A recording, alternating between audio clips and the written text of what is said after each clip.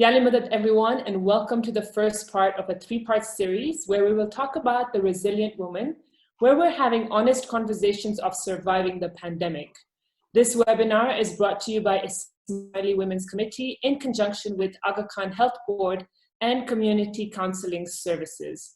So today's topic is Burnout to Balance. And I'd like to introduce you to today's speakers. So we have Dr. Nazira Mauji. She completed her doctorate in psychology in the UK. She's a chartered psychologist of the British Psychological Society and registered with the Health Professions Council in the UK. She's also a certified Canadian counselor and licensed as a psychological practitioner in Kenya.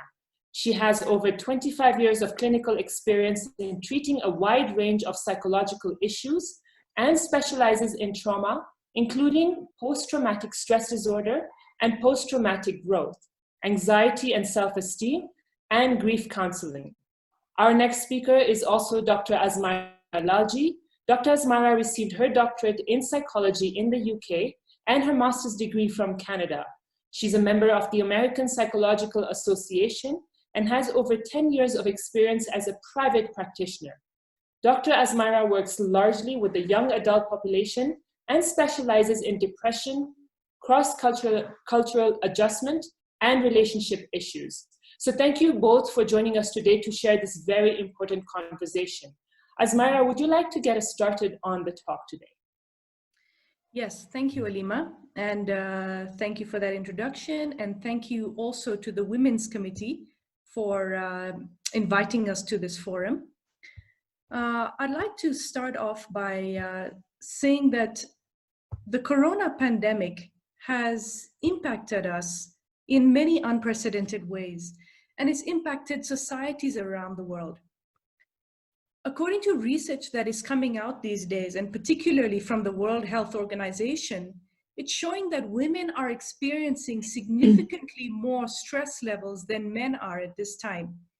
And the difference in the stress levels between the two genders is over 50%, which is huge.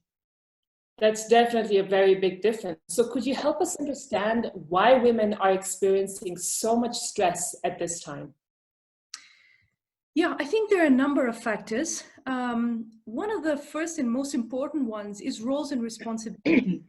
And specifically that this has changed and become, it has changed quite abruptly and quite sharply for women. So in the past, there were designated roles for men and women. Men went to work, handled the finances, women were at home, managed housework, raised the children, and they each managed these designated roles quite well. Today, however, these roles have multiplied, especially for women as they begin to contribute more and more to family income. So particularly for working women, we're seeing that the work-home life balance, that barrier between the two, is breaking down more and more frequently. Women will wake up in the morning, set the house going, make sure children go to school, then go to the office, finish office, come back home, continue housework, and then in the evening sometimes continue office work if they have a deadline to make. So there's a lot of that barrier is becoming very, very thin and often overlapping between the two. And then you add COVID into the equation, and women have to juggle even more intensely with these roles. And so I think over time, what we're seeing is that these roles for women have changed. They've changed, and in many ways, they've multiplied.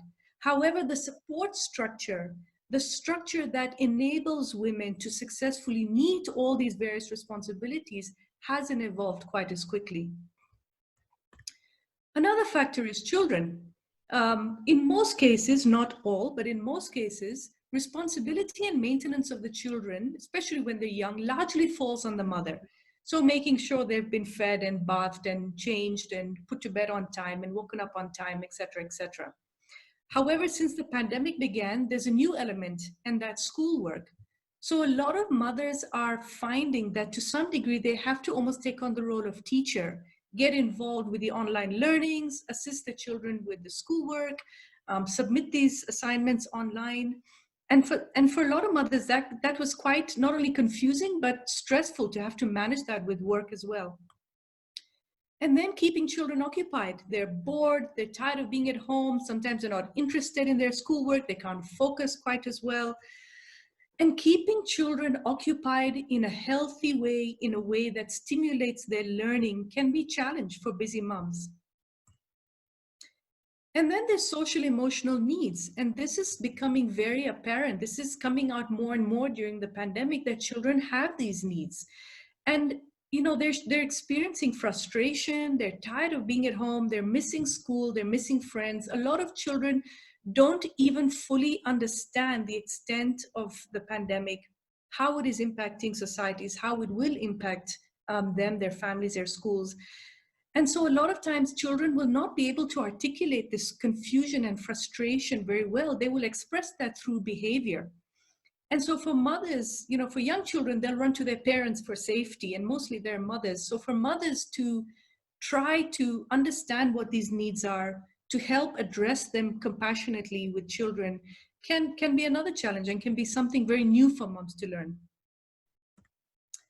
Still another factor is housework. Women still bear the physical, emotional responsibility of managing a household.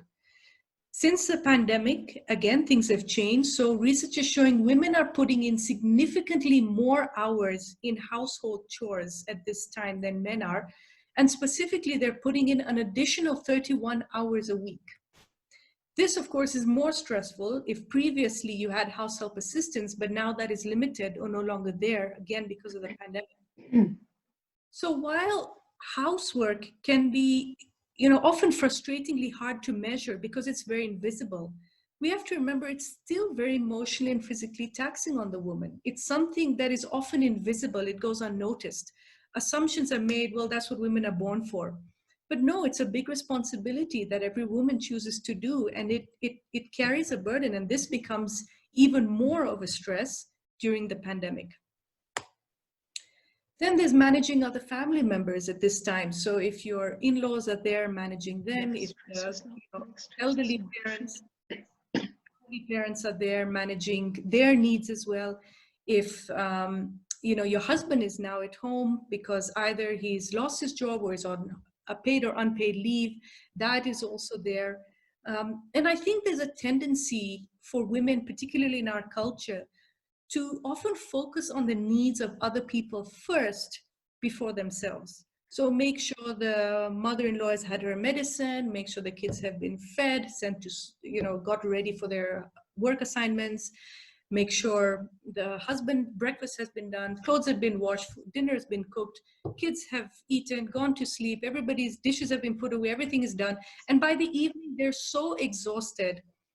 There's no time to even think of themselves. The only thought of what they're doing for themselves is just going to sleep. So I think we have to, this happens very often. And I think for women, we have to stop and ask ourselves that how long can we carry on that way? We can go on pilot mode for a certain period of time, but at what point are we going to stop and break down? And I think that's a question we all have to ask ourselves. Finances is also a huge contributory factor to stress at the moment. A lot of families are going through huge financial pressure, either because one or both spouses' jobs or businesses have suffered because of the pandemic, and yet financial responsibilities and financial demands of the family still remain the same. Lastly, there's anxiety.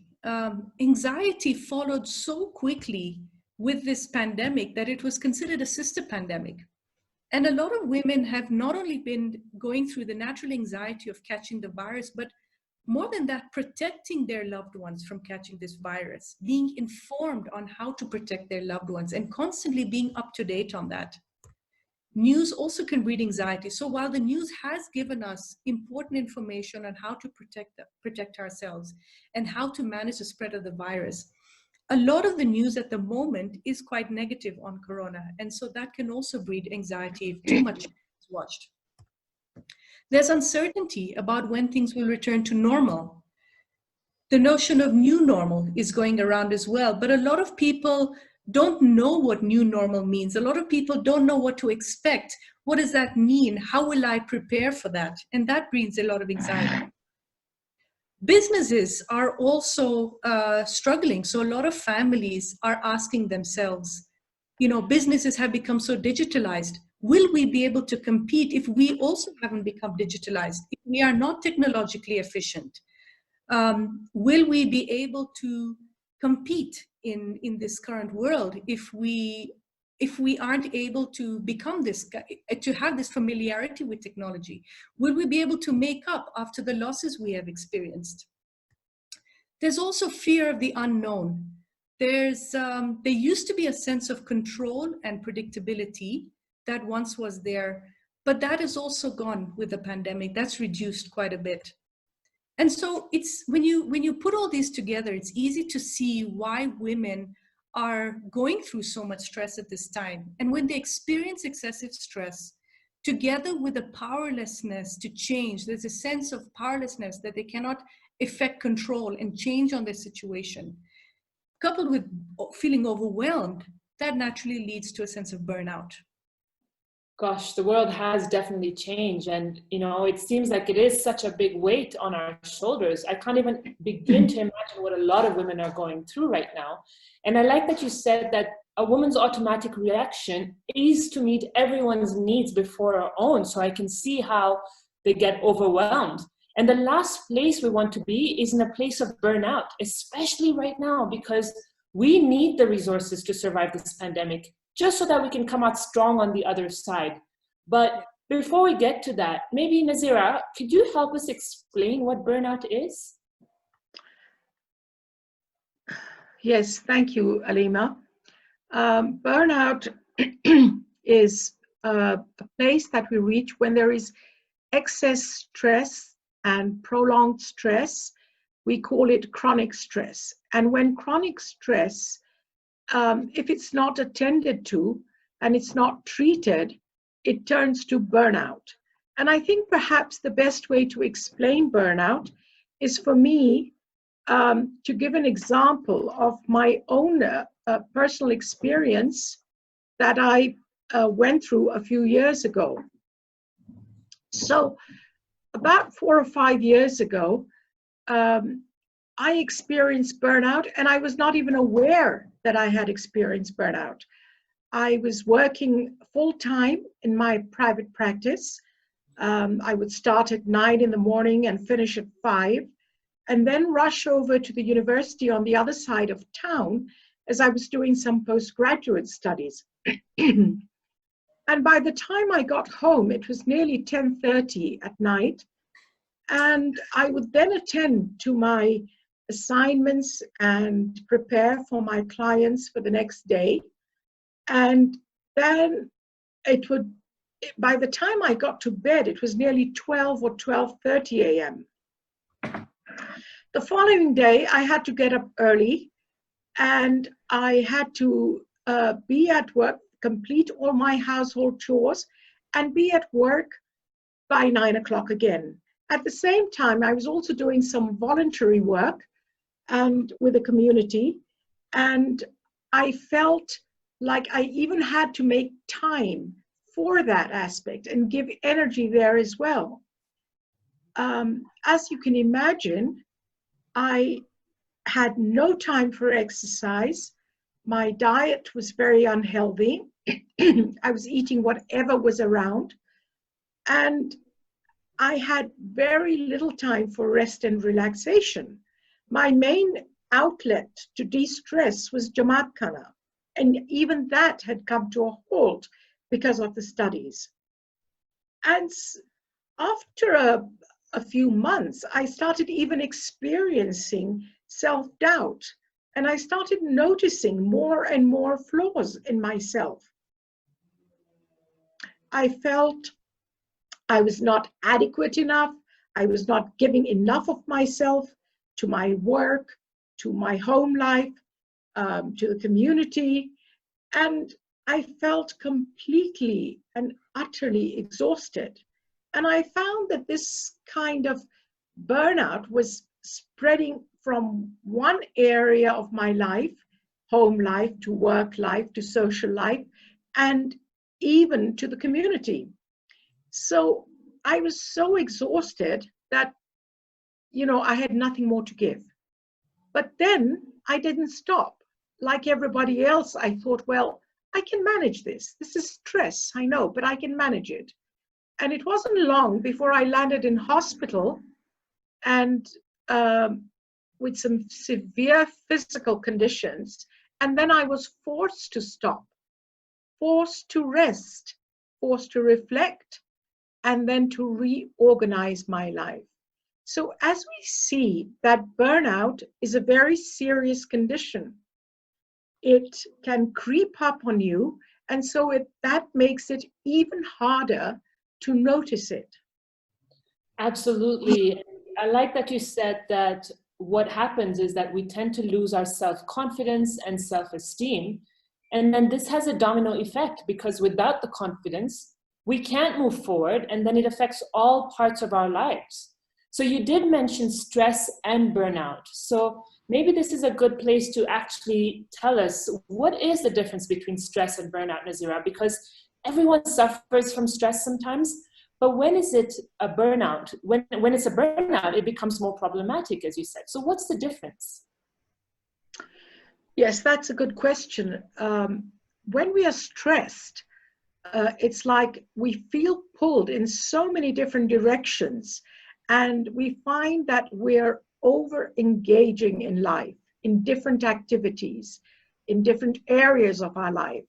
And we feel that we're under pressure and tension, and we feel very, very stretched. In fact, a metaphor that comes to mind is that of a rubber band, which is stretched from end to end.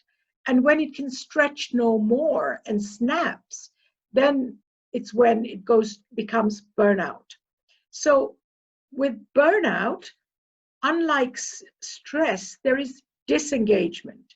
We tend to detach from life, from other people, and we don't feel inclined to do anything. Our motivation is low, our energy is low, and we have lost interest in everything that could have previously appealed to us.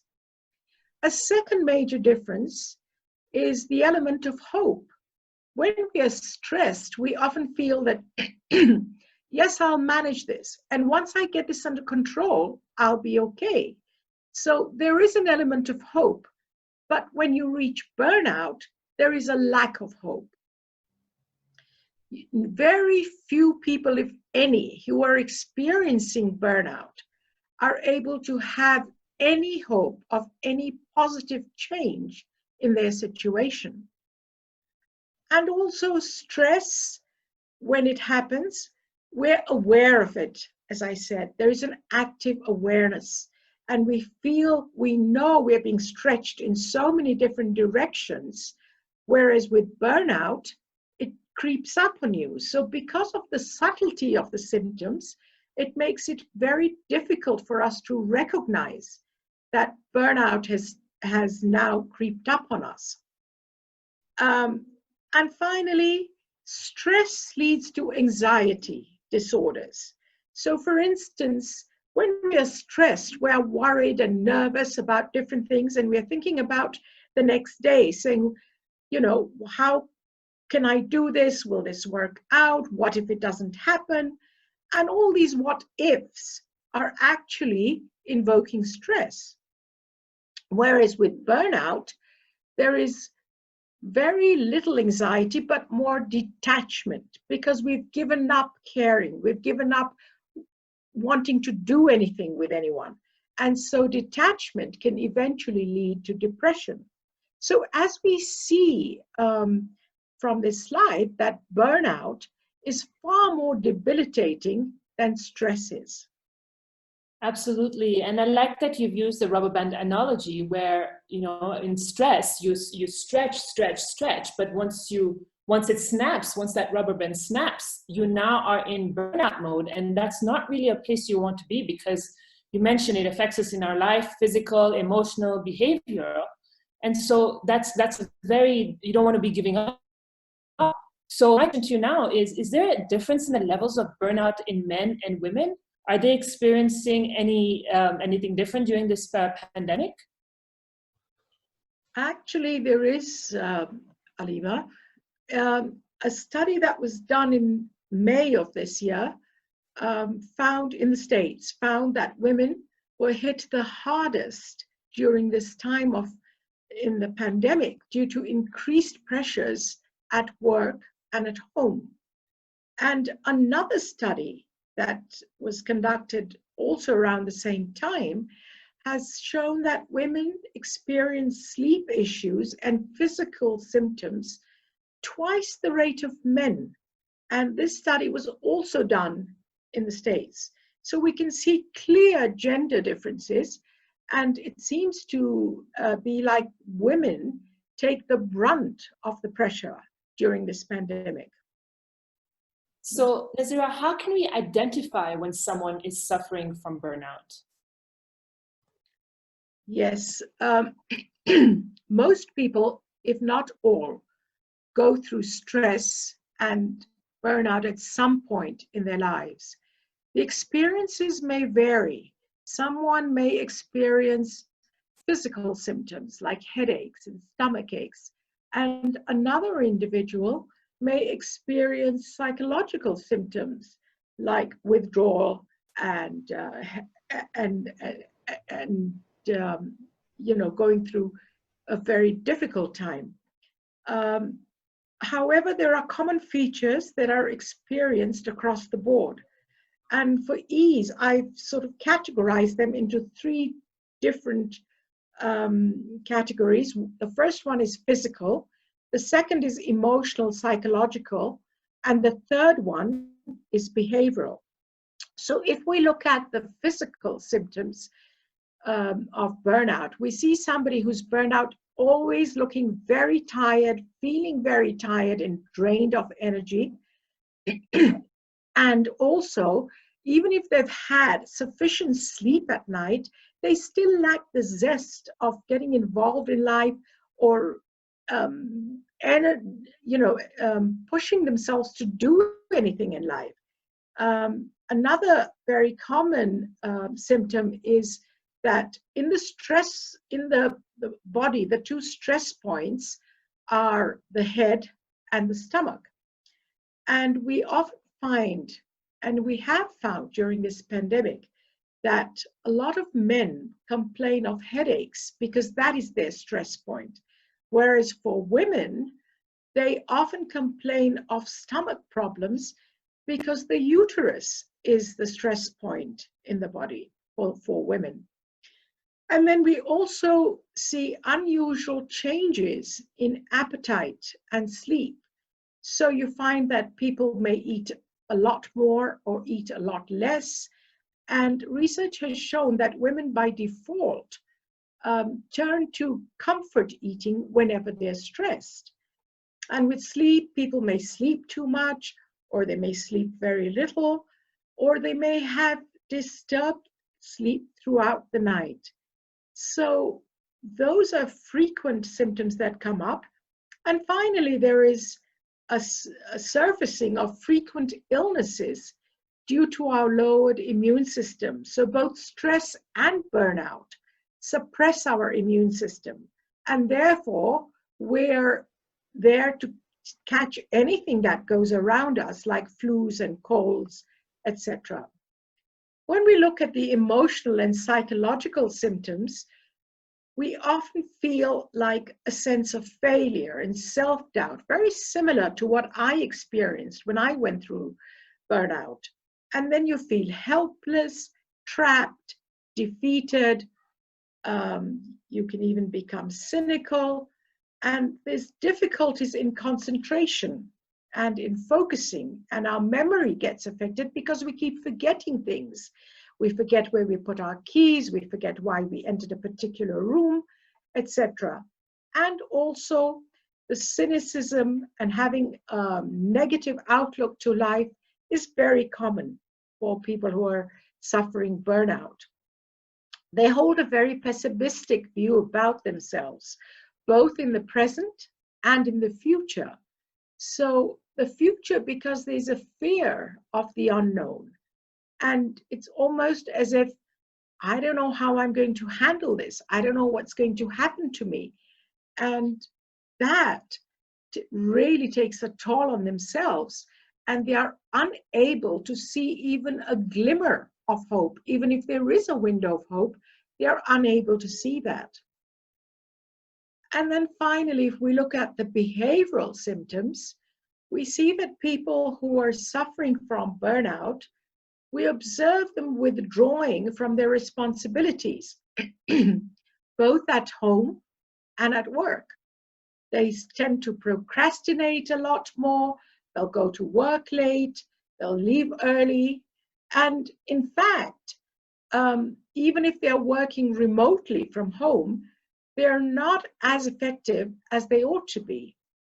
Secondly, you find that people withdraw and they isolate themselves from others around them, family members, friends, colleagues, and they spend so much time alone in isolation that they become very lonely and feel very lonely in this world. And then another very common behavior is taking out our frustration on others.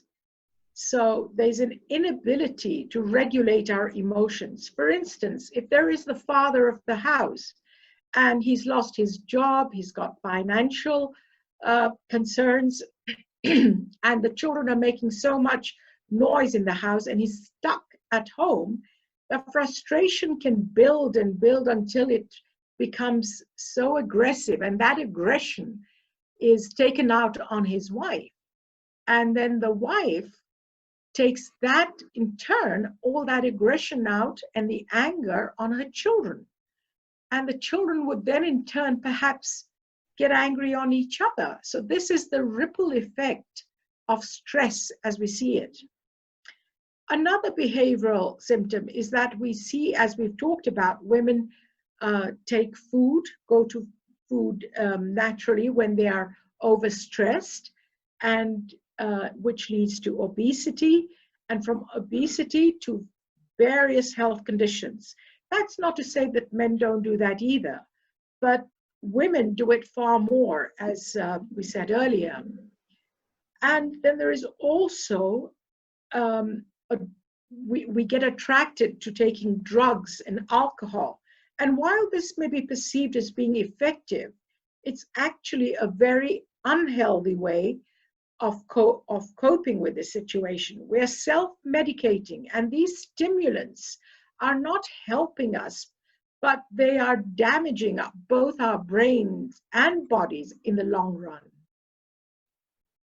And it's a place that you just don't want to be in. Because there's so much fear and uncertainty, it's so important to be able to identify when someone is having burnout, because you can then guide them. And I think it's also important for you to be aware of these symptoms so that you can do something about it. So Nazira, maybe you can provide some indication of what women can do to cope with burnout during this period? Yes, absolutely. The first thing that we can do with coping with burnout is to recognize the signs and symptoms. Once we are aware of what signs and symptoms are there for burnout, we can then act on it. The second one is to reverse, and we can't actually reverse everything, but we can recover from burnout through social support and stress management. So we can try and reduce the impact that we felt earlier. And the third one is resilience. So we try and build our resilience by taking care of both our physical and emotional health. And this is known as the 3R approach. There may be other approaches, but this is one of them. So then we can ask ourselves that how can women build resilience and return balance into their lives? The first thing that comes to mind is social connection. Social connection is nature's antidote to stress. So let me give you an example here. When a baby is born, and the umbilical cord is cut, we hear the baby crying because it's disconnected from its mother. Similarly, we too feel at this time very disconnected and very isolated. So there's a need for us to reconnect with one another. We are born as human beings to connect. So when we find somebody who we can trust, it may be a spouse, a partner, it may be a close family member, a close friend, or a close colleague, and we can share our problems with them, it seems almost as if our problems are halved, because this person can listen to us, can support us, can hopefully provide a safety net for us, and we can speak to them in confidence. And then they can shed light on our problems with new perspectives. At the same time, we need to limit our interaction with negative people. And this is sometimes difficult to do if they are family members or friends. But if we continue to spend more and more time with them, their negativity would ultimately rub off on us. And that we've seen with both. Positivity rubs off on us, and negativity also rubs off on us. So it's important for us to limit our interaction with negative people so we don't feel down as well. Our mood is not affected, and we're not beginning to see the world through dark lenses. Another important symptom of being able to take, not a symptom, sorry, but to cope is to look at sleep. Sleep is essential. And it's another way of taking care of ourselves. When we hadn't had enough sleep, we experience tiredness the next day, irritability, and we feel drained. It even interferes with our rational thinking. And so we struggle to make informed choices in life. Because when we are operating from an emotional point of view, then we go into the fight and flight mode, and we're not able to think rationally. And if there is a continuation of this lack of sleep for several days or a couple of weeks or even a week, we can see that it gives rise to several unfavorable health conditions like blood pressure, heart attack, diabetes, and several other conditions. Exercise is something that I cannot emphasize enough. When we exercise, we are taking care of ourselves because we are releasing the endorphins, which is a feel-good hormone, and it makes us feel good in a very short time. And research has shown that a 10-minute walk can lead to a 2-hour mood improvement. So exercise is not only good for the brain and the heart and the mood, but it releases toxins and pent-up emotional energy so that we feel lighter and more energetic after the exercise. So if we can aim to do 30 minutes of exercise a day, or if not, we can divide it into 10-minute bursts 3 times a day, that too would work. In addition, exercise improves our memory, it sharpens our focus, and it relaxes both the brain and the body, the mind and the body. So we definitely need to do some sort of exercise. And furthermore, it aids in sleep. When we exercise, we automatically feel a little tired and we're able to sleep better.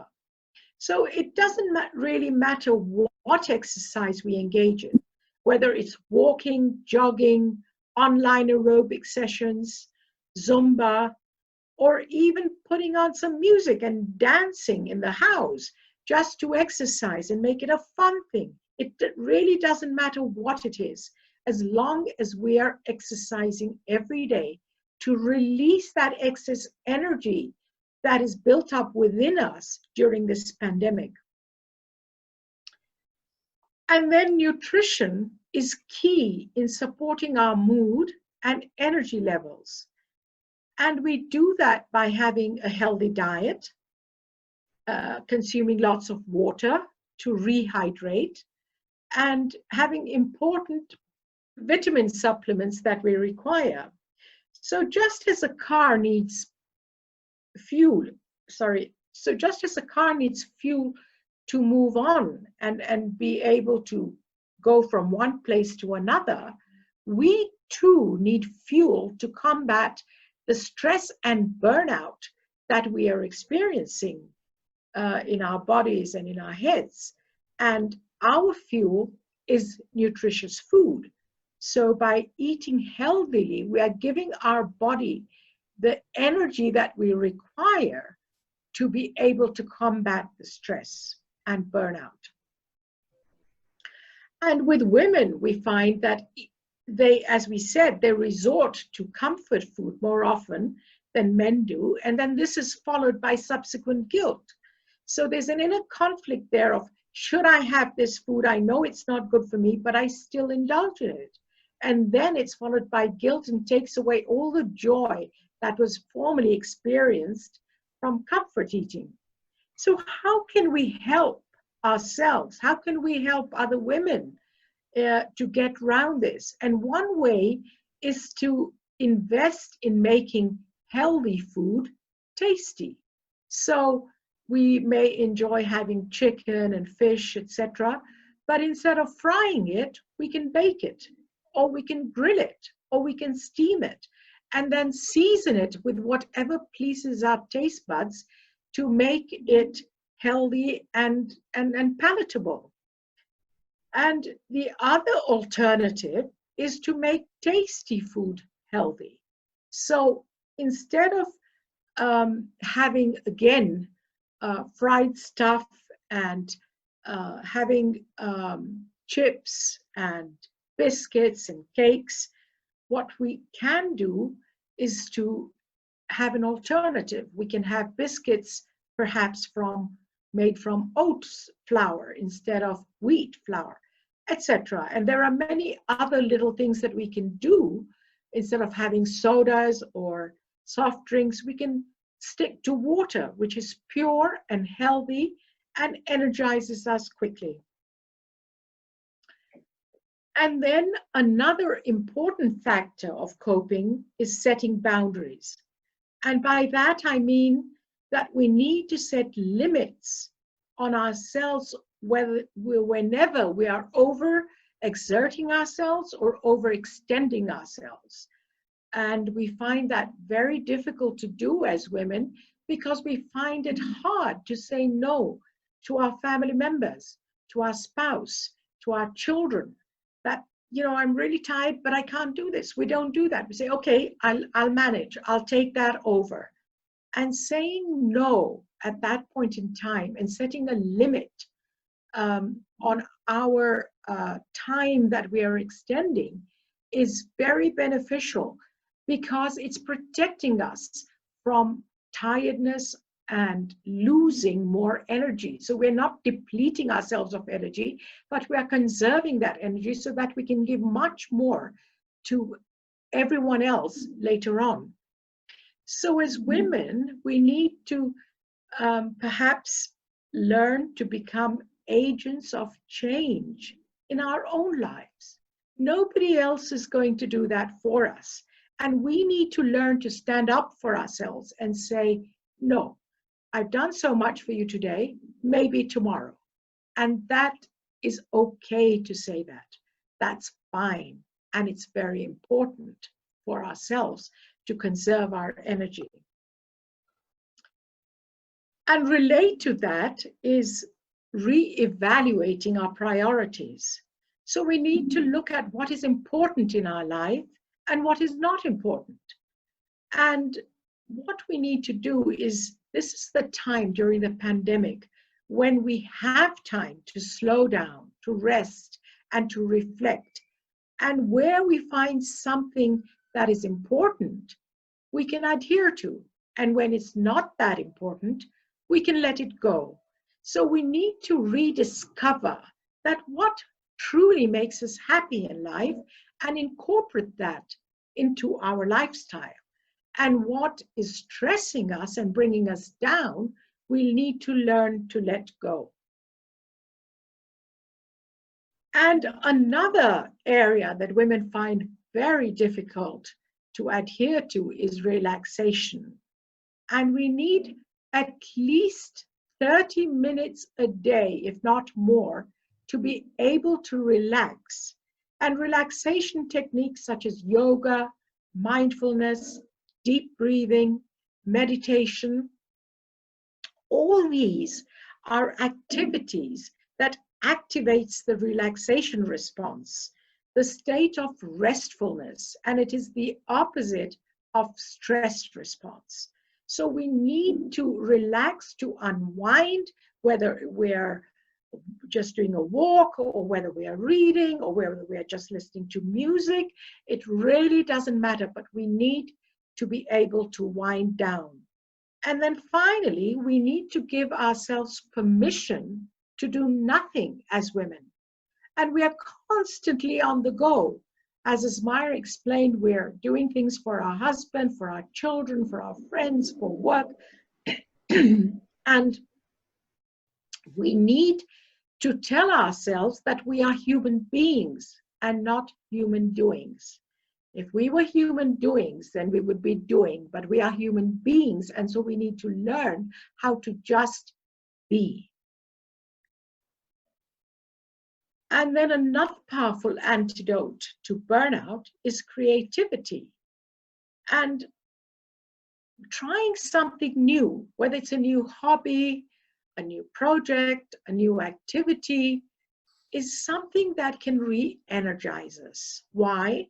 Because we are taking our minds, we're detaching our minds from the current stress and burnout situation, and we are refocusing on something that is creative, that can energize us, something that we enjoy doing, and we feel once again, revitalized and re-energized. And here, perhaps to explain that a little more, I can give an example of a client that I had a couple of years ago who was extremely stressed out and burnt out as well. He was a young man in his mid-30s and was a lawyer by profession, and so was constantly experiencing stress and burnout. Without going into any confidentialities, let me just say this to you, that we worked on his issues and we both agreed that he would, when he came home in the evenings after work or during the weekends, he would try and do something different from work responsibilities or home responsibilities. He would try and do something that gave him a little pleasure. And this man decided to try his culinary skills in the kitchen. And he made a dish one day which really pleased his family, and they praised him so much that he felt really good about that. And he started to make more dishes and cooking even more. And soon he realized that this had become a hobby of his, was now something that he enjoyed, and it was turning into a passion for himself.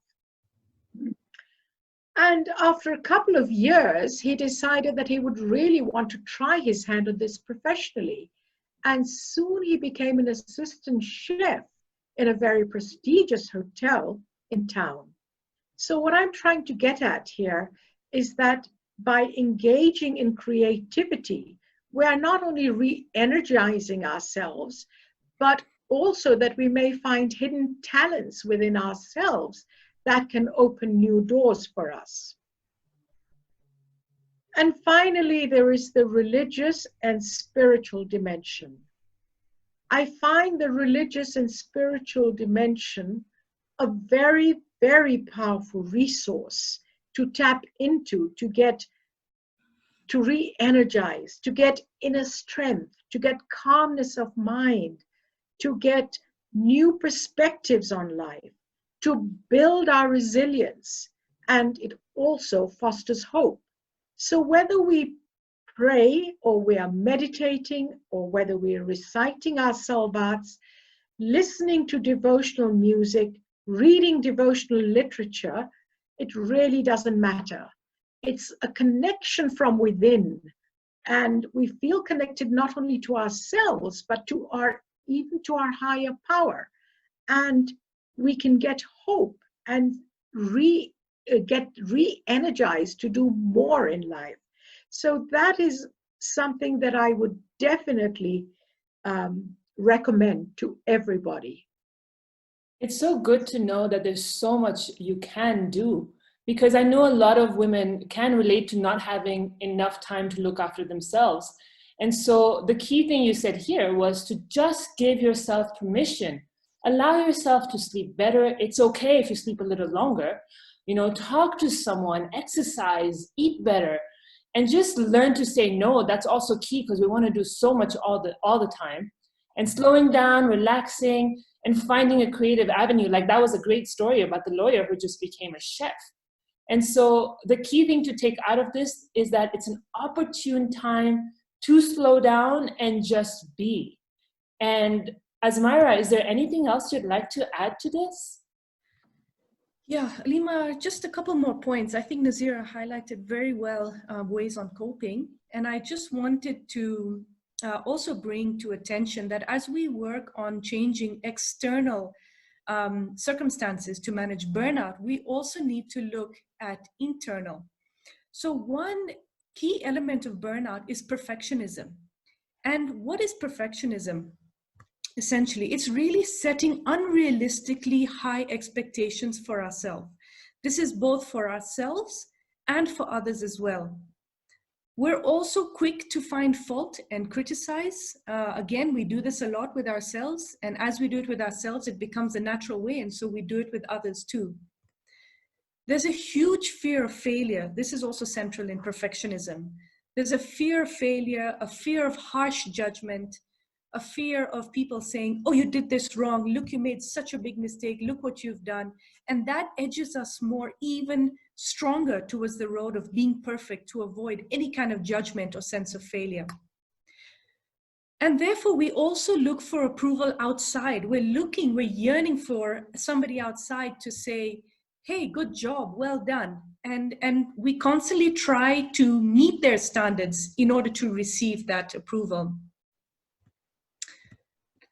One thing that I want to therefore say, especially to all the women out there, is for me to say and for them to tell themselves, you don't have to be perfect. There's a client of mine who I saw some time back. She had this issue of perfectionism. For confidentiality reasons, we'll call her Sally. Sally had this issue of perfectionism. She wanted to be perfect for her friends. She wanted to be perfect for her parents. She wanted to be perfect for all the friends, for the perfect guy who she hadn't even met yet. And more than anyone, she wanted to be perfect for her boss at work. Sally had always grown up thinking that if I am perfect at work, then that'll be worthy. Then I will consider myself a worthy person if I excel at work. But what ended up happening is she kept meeting a standard that was set outside of herself. So that standard kept changing. What the boss saw as perfect today would then be different tomorrow based on what circumstances changed at work. What her parents saw as perfect today would change tomorrow based on what family developments took place. What society saw as perfectly attractive today would change according to now what society considered differently attractive. So in trying to change herself at every point, she eventually lost herself. Sally nevertheless kept going. She developed health problems. She still just put band-aids, kept going, until she hit a depression. Once she hit that depression, which was basically unresolved burnout that led to this depression, she realized something wasn't going right. And so she started to work. We worked on changing that, and she eventually started to believe in herself, to find her own worth. And in doing so, she changed something very critical. She set her own standard. And that standard was not to be perfect. It was to do the best she could at any point in time. because that also would change, but that would be something she set for herself in a realistic and compassionate manner.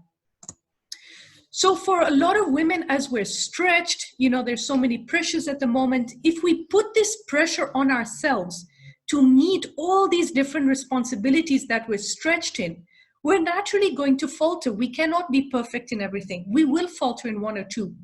And that then leads to this sense of inadequacy. Oh, I'm not good enough. I didn't do that right. How silly. Why didn't I think of that? When that happens, put together with stress, we're very much heading down the road of burnout. Perfectionism is neither attainable nor sustainable, and we have to keep reminding ourselves that. It's neither attainable nor sustainable, and neither is it healthy for us. What's healthy is just to do the best we can and to allow ourselves to just do the best we can. Another point is family value. To ask ourselves, is perfectionism more of a value than personal and family connection? So if we look at the flip side of the corona pandemic, we've been given time to explore, to assess, to change, possibly even some of the relationships that we have with ourselves and with others. So as we do that, as we've been given this time, also we need to assess how important is perfectionism in this. How much does it really benefit, and what impact does it have on these relationship bonds with ourselves and with others? Another area is to look at our thoughts, the power of our thoughts, and how our thoughts not only influence our emotions, but how that subsequently influences our reaction to situations. So a common example is when students constantly think, I'm not good at math, or I'm not good at English. That constant thought, you're not good, you're not good, you're not good, that they tell themselves, eventually they don't end up doing well. They actually end up making mistakes on their math tests. And those mistakes become a prophecy that they have fulfilled within themselves. It proves to them, therefore, you see, you're not good at math. However, it all starts out in our thoughts. Our thoughts, our perceptions, the state of our minds are very, very powerful in helping us either sink or come out of difficulties we're facing. So oftentimes when people are burnt out, they tend to become very negative with themselves. They blame themselves, they criticize themselves. And the way to stop that is really to make a choice. Especially for women, when they go through so much, they handle so much, the household duties, children, a lot of these are invisible jobs, and they don't feel appreciated. And so to make that decision, to simply change that pattern, so to stop self-blame and instead self-appreciate, to stop finding faults within ourselves and instead validate ourselves, instead to appreciate ourselves, recognize how hard we're doing, and to really allow ourselves to recognize that. Lastly is work structure. This I put in especially for working women.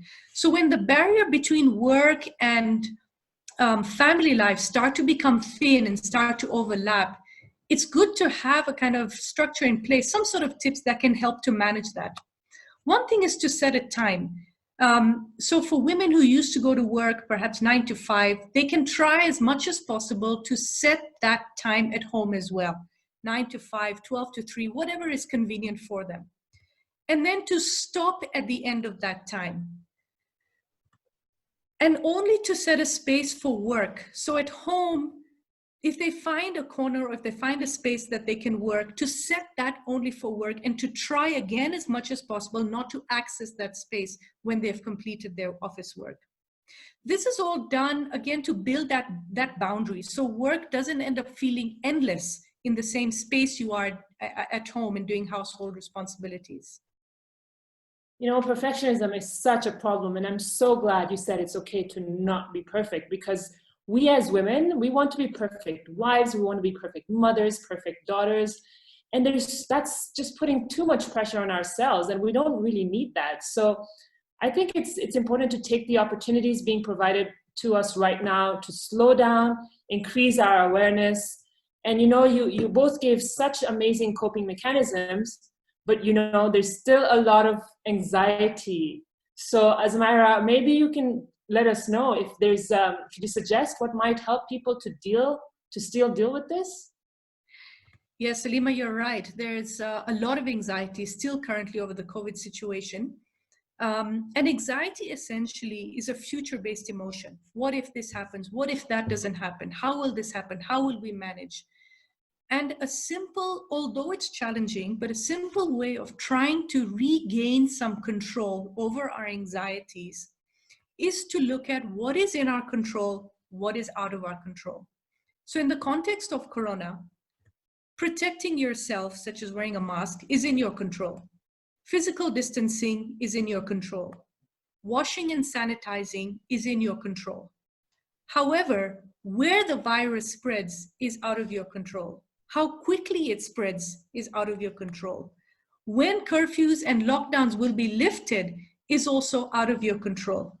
So when we can identify and differentiate what is in our control, what is out of our control, it is important that we action and focus on actioning on what is in our control and simply let go of what is out of our control. A lot of the time, it is that what is out of our control that breeds the most anxiety. But we must keep our focus on what is in our control and simply let go, reminding ourselves no amount of direct effort, no amount of worrying and stress can actually ease those anxieties, and let that go. So let it go and just focus on what we can do. So I hope that sums up something that can help people. Definitely, definitely. And, you mentioned that anxiety is all about the what if questions. And so I like to call that the what if plague, because we are definitely plagued with what if questions. And so it's good that you said it's important to keep a clear mind on what is in your control and what is not in your control, because that is what allows you to, like you said, to let go of what you can't control and act on what you can. So thank you for sharing that. Nazira, would you have any last comments to add? Yes, thank you, Alima. All I wanted to say was that if there is any member out there in the Jamaat who needs help, who's going through difficulties and facing problems now during the pandemic, and feels the need to speak to somebody, then please seek professional help. Connect with community counseling services who offer free counseling services to the Jamaat, and their number is on the slide. And in addition, both Azmira and I are available to help any Jamaati member who needs our help, and our numbers are also pasted on the slide. Thank you. Thank you both so much for today's very informative session. I know our viewers will relate and get a lot of value out of it. I know I did. And what I'd like to do now is to just remind everyone to join us for part 2 of the Resilient Woman series next week, where we will be covering social isolation and loneliness. Thank you so much once again, and Yali Mudat. Thank you.